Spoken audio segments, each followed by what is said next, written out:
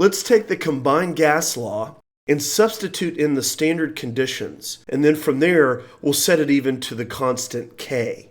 So we have 1 atmosphere of pressure times 22.4 liters, which is the standard molar volume.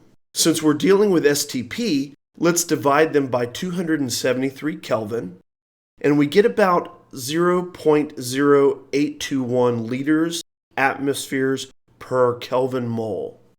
Notice that the unit accounts for all the common units that are involved in analyzing gas behavior. This calculation provides us with the universal gas constant, which is just represented by the letter R. If we were dealing with a volume greater than 1 mole of any ideal gas, then the volume would be N times greater. The relationship could be expressed as PV over T equals NR, or we could rearrange them and produce the ideal gas law equation.